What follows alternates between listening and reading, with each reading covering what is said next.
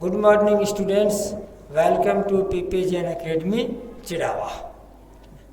अब अपन आगे जो नेक्स्ट चैप्टर है वो है ज्योग्राफी का, ठीक है ना। अब अपन ज्योग्राफी के बारे में, ज्योग्राफी का मतलब भूगोल, ठीक ना, उसके बारे में अध्ययन करेंगे। देखो, सबसे पहले इसकी ज्योग्राफी की डेफिनेशंस, ठीक ना। Geography is the science that studies the land, the features और inhabitants and the phenomena on the earth. Geography का मतलब ये होता है ठीक कि भाई एक ऐसा विज्ञान, एक ऐसे विज्ञान का अध्ययन जो पृथ्वी, ठीक है, लैंड और फीचर्स और इनहेबिटेंट्स, या फिर बाद में यहाँ के जो निवासी हैं उनकी विशेषताएं, ठीक है, पृथ्वी पर रहने, जमीन पर रहने वाले लोग, ठीक है, और ठीक है ना, लोगों का अध्ययन, या फिर बाद में जमीन की जो फीचर्स है, जमीन कहीं पहाड़ है, कहीं नदियां हैं, कहीं घाटियां हैं, कहीं पठार है, जैसे मान लो, ठीक है, इस प्रकार से वो लैंड फीचर्स है, ठीक है। अब तो ये तो गई उसकी डेफिनेशन कि geography is the science that studies the land, the features, the inhabitants and the phenomena on the अर्थ। अब उसके बाद में, अब अपना आगे चलते हैं। डेफिनेशन के बाद में अगली बारी जो आती है वो है ब्रांचेज ऑफ ज्योग्राफी। ये इसमें इंपॉर्टेंट बात है भाई, ब्रांचेज ऑफ ज्योग्राफी, ज्योग्राफी की शाखाएं, ठीक है ना। ज्योग्राफी की क्या है भाई, शाखाएं, यानी कि हम ये कह सकते हैं geography is divided to main branches, ठीक है, ब्रांचेज ऑफ ज्योग्राफी। तो अपने कह सकते हैं there are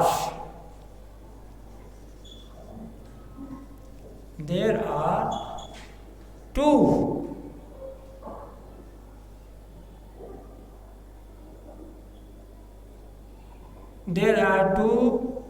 main branches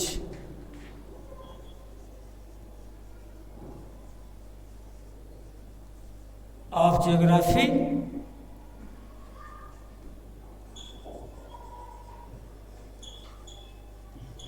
Number 1,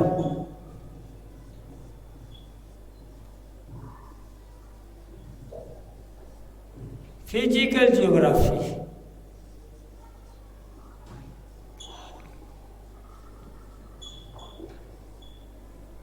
ठीक है। नंबर 1 है physical geography. Number 2 human geography.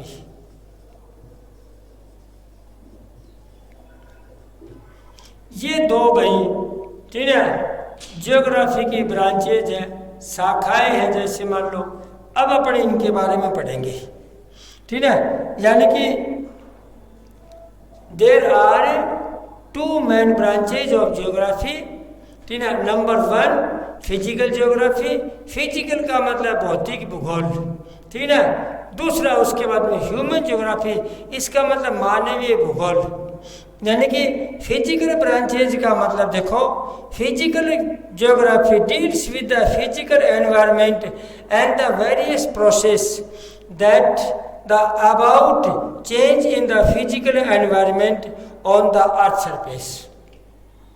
यानी फिजिकल ज्योग्राफी का मतलब पृथ्वी के जो वातावरण है, एनवायरनमेंट है, उसमें किसी भी प्रकार का परिवर्तन हो जाना, ठीक है।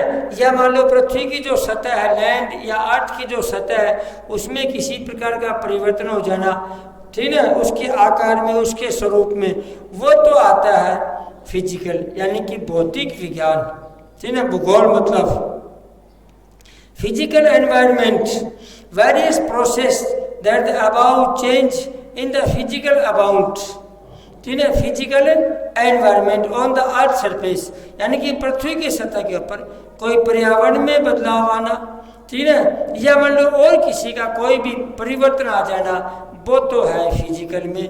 Number 2 human geography is a branch of geography, the study the world, its people, communities culture, with an emphasis relations of land across space and place. It means human geography का मतलब एक ऐसा भूगोल, ठीक है ना, इसका मतलब कि एक ऐसा जो भूगोल, ऐसी एक ज्योग्राफी जिसमें मनुष्यों के बारे में, ठीक ना, अध्ययन किया जाए, संसार के मनुष्य के बारे में अध्ययन किया जाए, या फिर बाद में मनुष्य के समुदाय के बारे में अध्ययन किया जाए, उनकी संस्कृति के बारे में अध्ययन किया जाए, या फिर बाद में अपन ये कह सकते हैं कि भाई मनुष्यों को जमीन के साथ में कैसे रिलेशंस है, ठीक है, स्पेस एंड प्लेस, यानी कि सतह के ऊपर, ठीक है, यानी कि पृथ्वी के ऊपर मनुष्यों के, ठीक है, और ठीक है ना, जमीन के किस प्रकार के रिलेशन से, जैसे मान लो उसके आधार के ऊपर अपन उसको ये कह सकते हैं कि ये ह्यूमन ज्योग्राफी है, ठीक है। अब तो ये तो भाई हमने ज्योग्राफी के बारे में पढ़ा, ठीक है, उसके दोनों ब्रांचों के बारे में पढ़ा। अब थोड़ा सा अपन इसी में चलते हैं। तो अब हमारा सोलर सिस्टम,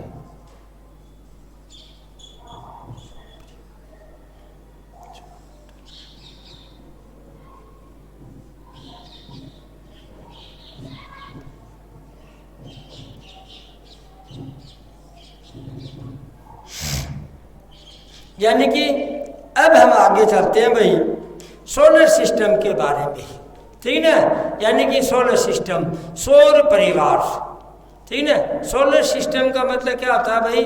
सौर परिवार, यानी कि सूर्य का परिवार, ठीक ना, जिसमें सूर्य एक प्रकार से एक पिता है और उसके मान लो 8 संतानें हैं। The solar system comprising the sun, 8 planets, their satellites and other non-satellite stellar object, यानी कि अब अपन सोलर जो सिस्टम है उसमें देखो 8 तो प्लेनेट्स है, ठीक ना,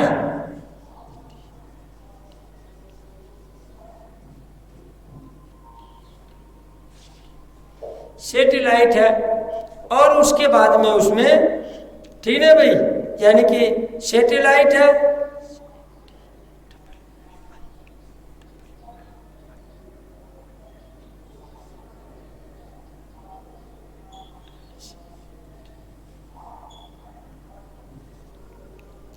एट प्लेनेट्स, सैटेलाइट्स यानी कि ग्रह, उपग्रह, ठीक है, and other non satellite objects, या जैसे मान लो, और जैसे मान लो जो चीजें हैं, ठीक है, सोलर सिस्टम में बहुत सारी वस्तुएं हैं। The sun is the centre of the solar system, ठीक है, और जो सोलर सिस्टम होता है, the sun is the centre of the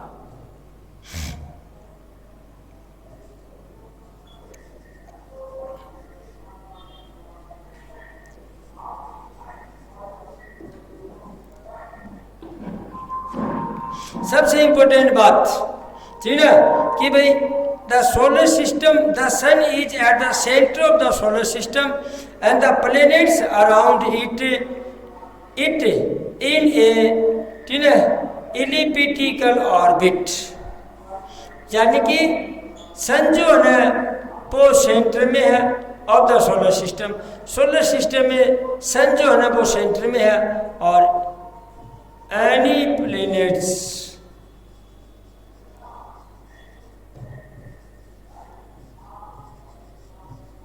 revolve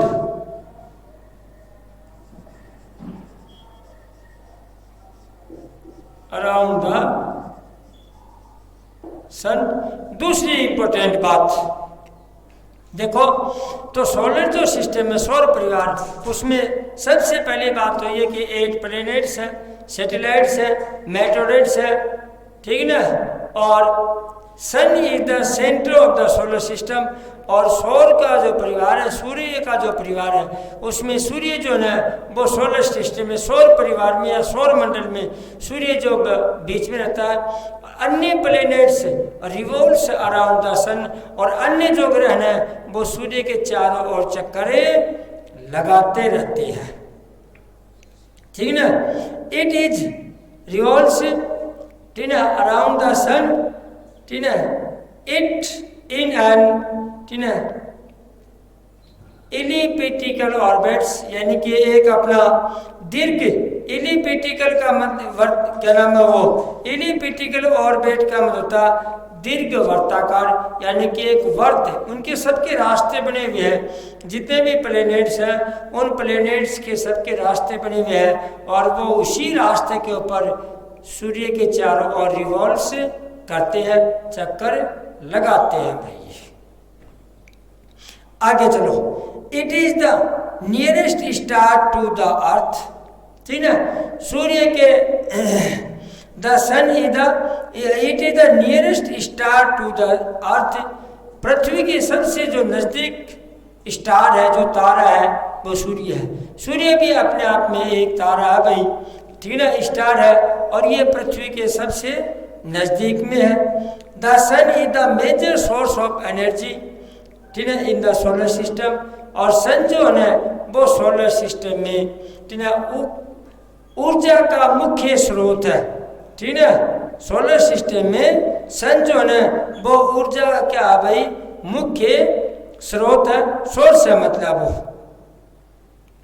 उसके बाद में, ठीक है, the sun is the major source of, ठीक है, energy in the solar system, यानी कि सोलर सिस्टम में, सौर परिवार में सूर्य जो है वो भाई ऊर्जा का मेन स्रोत है। अगली बात, the glowing surface of the sun that we see is called, ठीक है, फोटोस्फीयर, और जो हिस्सा हमें दिखाई दे रहा है, ठीक है, जो हिस्सा भाई क्या हो रहा है, ठीक है, जो चमक रहा है और जिसको हम देख सकते हैं उसको फोटोस्फीयर्स कहते हैं, ठीक है।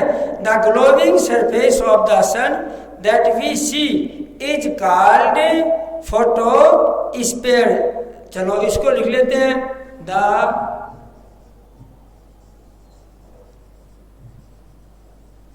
Glowing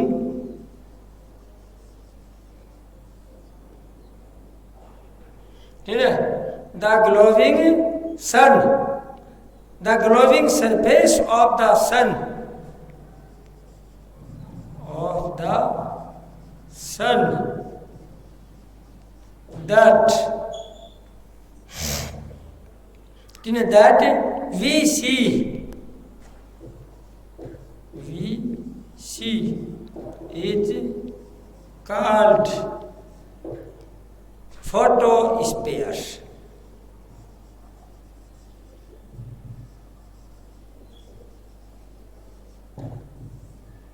photosphere, the glowing surface, ठीक है, the glowing surface of the sun that we is, ठीक है, we see is called photosphere, यानी कि जो हिस्सा चमकता है, जैसे मान लो सूर्य की और दूसरी तरफ से वी सी, जिसको हम देख सकते हैं उसको अपन फोटोस्फीयर के नाम से जानते हैं। अगला देखो, ठीक है, above the photosphere is the green red color of the, ठीक है, chromosphere, और यानी कि जो चीज चमकता है, जैसे मान लो जो हमें दिखाई देता है उसको तो फोटोस्फीयर बोलते हैं, और इसके ऊपर above the photosphere is the red color, यानी कि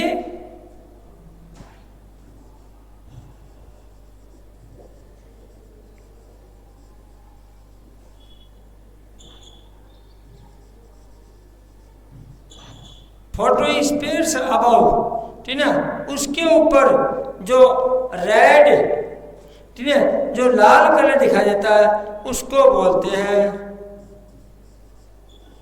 रेड क्रोमो,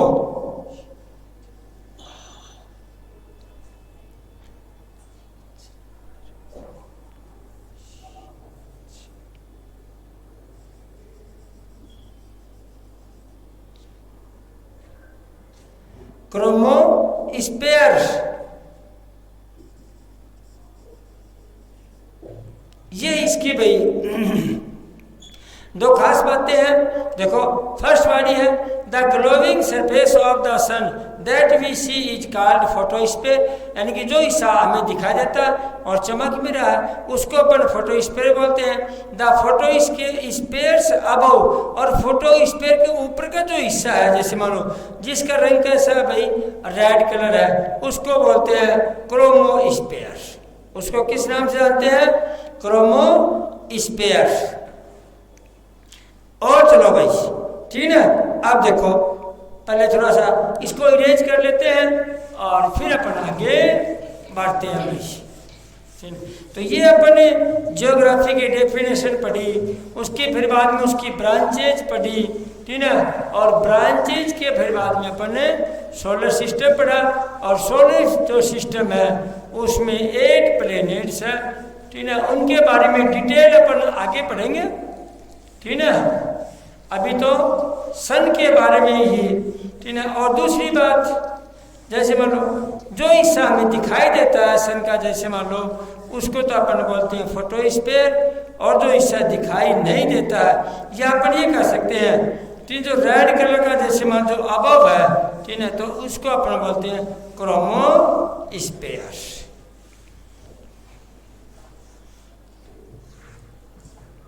हाँ भाई, अब चलो आगे, ठीक है। अब देखो अगली बात क्या है, hydrogen and helium are the main gases present in the sun.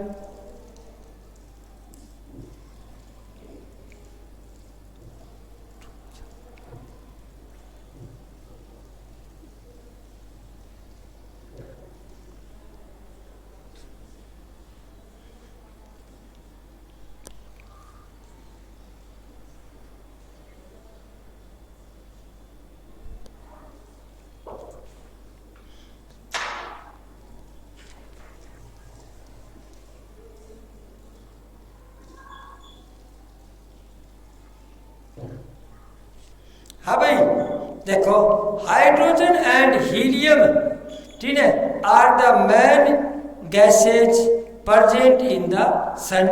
सूर्य के ऊपर, ठीक है, हाइड्रोजन और हीलियम जो गैस है वो सबसे अधिक पाई जाती है, ठीक है, यानी कि आर द मेन गैसेज, ये वहाँ की मुख्य गैस है। जैसे मान लो the sun has a surface temperature of about 6000 Celsius degree, ठीक है।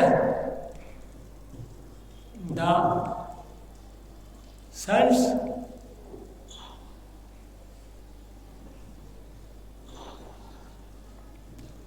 Temperature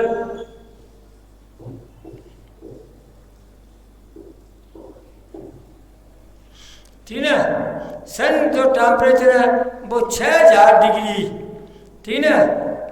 the sun has a surface temperature, ठीक है, सरफेस का जो टेम्परेचर है, ठीक है, वो है भाई, ठीक है, are of about 6000 degree Celsius. अगली बात, it takes 224 million year to complete one circle, यानी revolution around the centre of the Milky Way, ठीक है, यानी कि 244 millions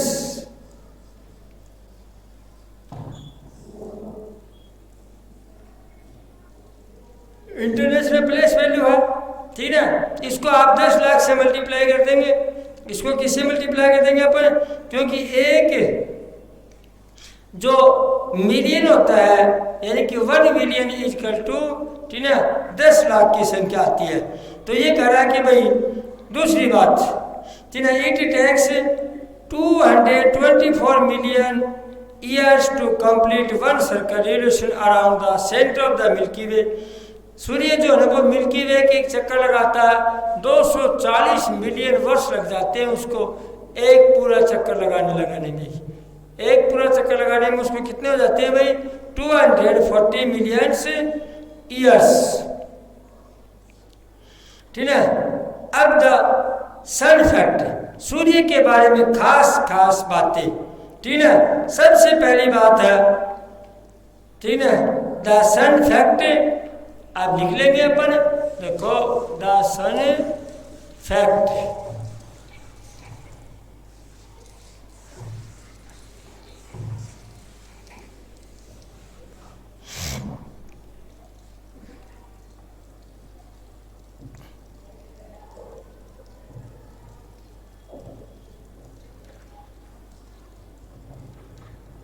the sun fact.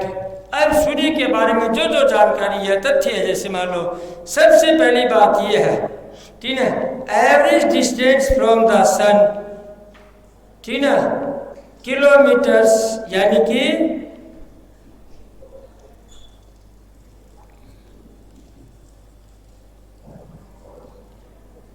Average distance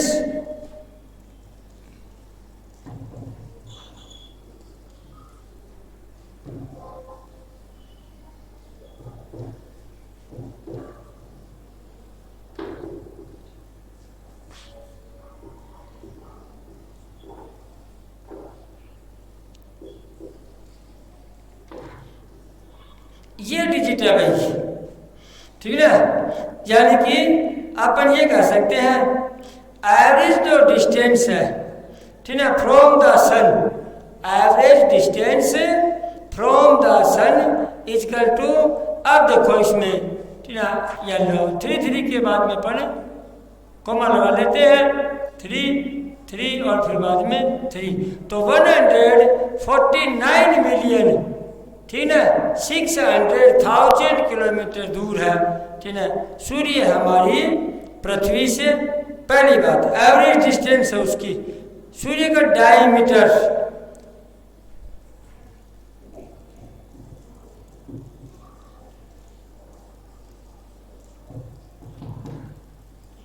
ठीक है, सूर्य का डायमीटर। अब डायमीटर में देखो भाई, देखो डायमीटर जो सूर्य का है वो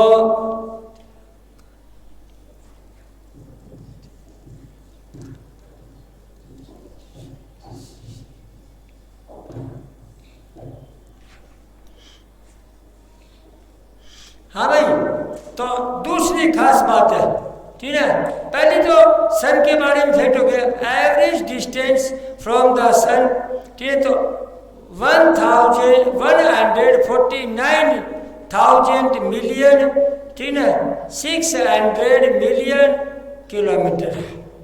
उसके बाद में दूसरी बात है द डायमीटर, ठीक है, तो डायमीटर कितना है भाई, डायमीटर जो है कॉमा लगाओ उसमें भी 3 के बाद में, ठीक है, देखो ये कॉमा लग गई, ठीक है ना, ये कॉमा लग गई है।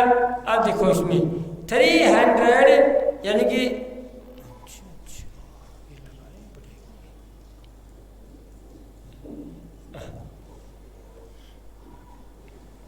ठीक है भाई, देखो इसका मतलब कि इसमें डायमीटर में ये जो 1 है वो लगाना पड़ेगा।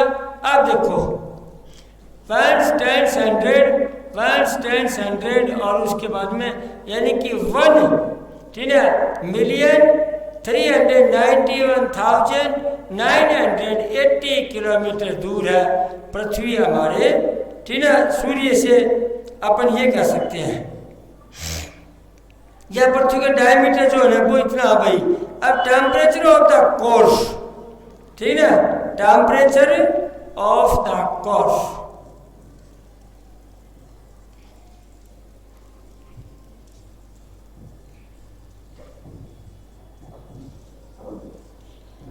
Temperature of the course.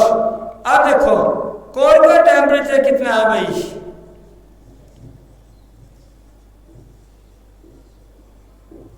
Degree Celsius, ठीक है ना, यानी कि अब अपन ये कह सकते हैं, ठीक है, कि भाई इसमें 3 के बाद में कॉमा करेंगे तो येलो, ठीक है, इधर हो गया और इधर हो गया येलो, बस।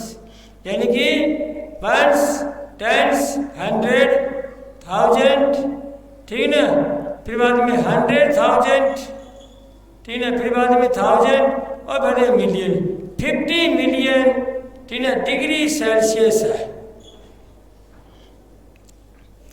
ठीक है अगला जवाब भाई, time takes by sunlight to reach the earth. Time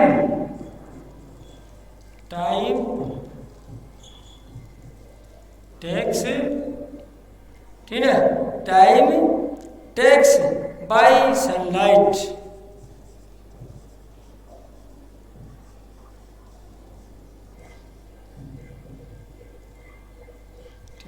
bye sunlight, ठीक है to reach the earth.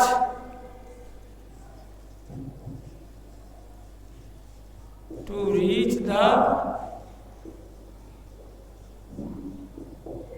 Reach the earth, यानी कि भाई अपन ये कह सकते हैं तो time takes by sun light the reach to the earth 8 minute 16 second. 8 minute 16.6 seconds. सबसे खास बात यह है कि पृथ्वी जो है ना, पृथ्वी के ऊपर सूर्य की किरणें आने में 8 मिनट और 16.6 सेकंड का टाइम लगता है। ये हो गया भाई हमारा सोलर सिस्टम। अब थोड़ा सा इसमें आगे बढ़ते हैं। सोलर सिस्टम से भी अब बारी आती है प्लेनेट्स, ठीक है। अब हम आगे जो पढ़ेंगे वो क्या है भाई, प्लेनेट्स है यानी कि ग्रह। There are 8 planets in the solar system. ये बात अपने पहले लिख ली थी, ठीक है कि planets there are 8 planets in the solar system. Solar system में 8 ग्रह है, ठीक है ना। उसके बाद में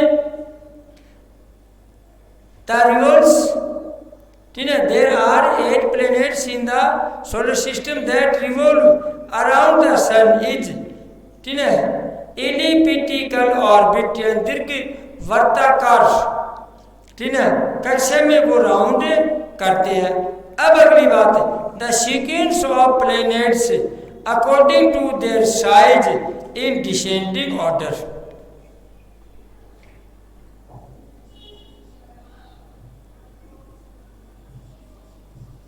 साइज इन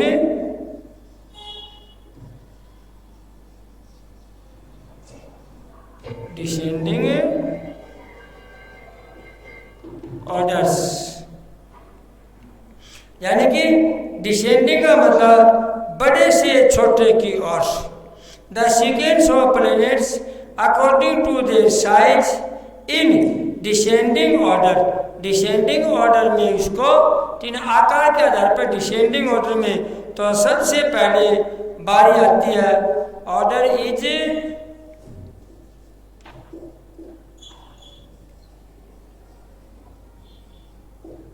जुपिटर। नंबर सबसे पहले क्या आता है भाई, जुपिटर। उसके बाद में सैटर्न, ठीक है जुपिटर के बाद में सैटर्न, सैटर्न के बाद में यूरेनस,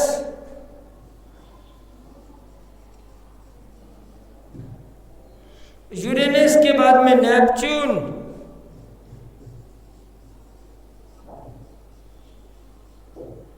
नेपच्यून के बाद में आ गया अर्थ,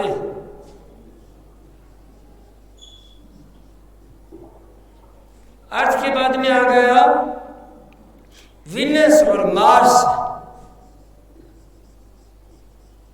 वीनस एंड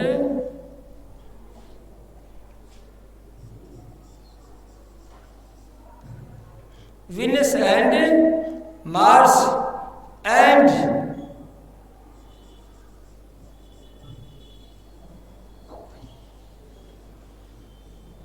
मरकरी। हाँ भाई अपना जो पॉइंट है इसका मतलब यही है, planets size in descending order, ठीक है यानी कि डिसेंडिंग ऑर्डर में असेंडिंग ऑर्डर होता है बड़े से छोटे की ओर जाना और डिसेंडिंग होता है बड़े से छोटे की ओर आना, ठीक है ना। बड़े से छोटे की ओर आना तो डिसेंडिंग ऑर्डर होता है, और छोटे से बड़े की ओर जाना जो है वो असेंडिंग ऑर्डर हो गया। तो देखो ठीक है, डिसेंडिंग ऑर्डर में क्या साइज है उनकी, ठीक है, सीक्वेंस क्या होगा, जुपिटर, उसके बाद में सैटर्न, उसके बाद यूरेनस, फिर नेपच्यून, फिर Earth, Venus and Mars and Mercury. ठीक है, वीनस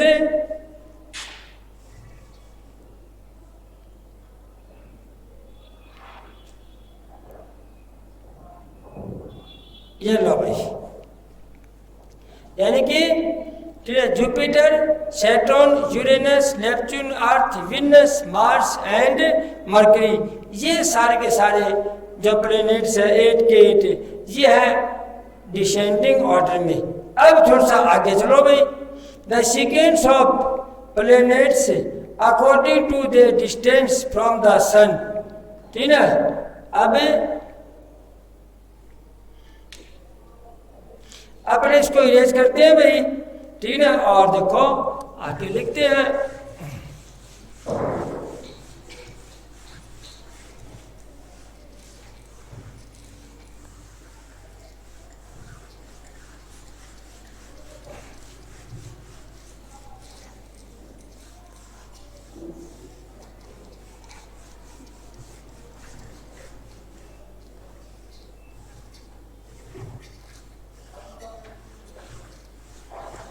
हाँ भाई चलो आगे आओ, देखो आगे वाली जो बात है उसमें आओ। नेक्स्ट बात है sequence of planets according to the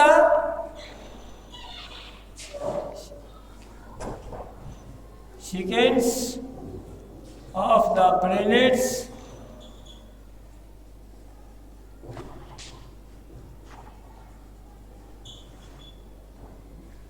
according to the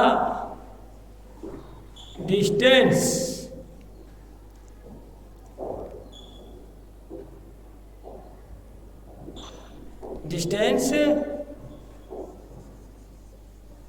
from the sun, सूर्य से भाई। अब इसको अपन सीक्वेंस में लगाना है, दूसरे सूर्य से कौन सा कितने कितने दूरी पर है। Sequence of the planets according to the distance from the sun, यानी कि सूर्य से कौन कितनी कितनी दूरी पर है। तो सबसे पहले आता है मरकरी, सबसे पहले किसकी बारी आती है, मरकरी की। उसके बाद में आता है वीनस, उसके बाद में बारी आती है अर्थ, अर्थ के बाद में मार्स, मार्स के बाद में जुपिटर,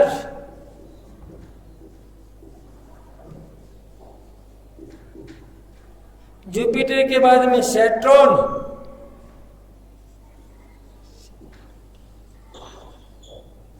जुपिटर के बाद में सैटर्न, सैटर्न के बाद में यूरेनस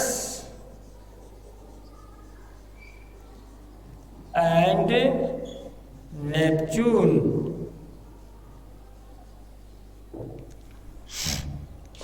हाँ भाई, तो देखो sequence of the planets according to the distance from the sun, यानी कि सूर्य से सबसे नजदीक कौन है, उसके बाद में उससे दूर, फिर उससे दूर, सबसे दूर कौन है।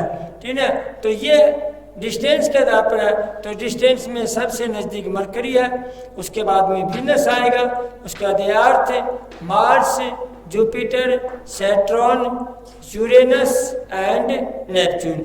ये डिस्टेंस के आधार पर ठीक है सूर्य से इनका सीक्वेंस बना हुआ, यानी कि दूरी। ठीक है, अब भाई अपन प्लैनेट्स के बारे में पढ़ा, जैसे मान लो अब प्लैनेट्स जैसे सन के बारे में फैक्ट पढ़े, अब ऐसे ही ये जो प्लैनेट्स हैं 8 प्लैनेट्स हैं, इनके बारे में साइंटिफिक फैक्ट ये अब अपन अगले वीडियो में लेंगे नेक्स्ट। थैंक यू, धन्यवाद।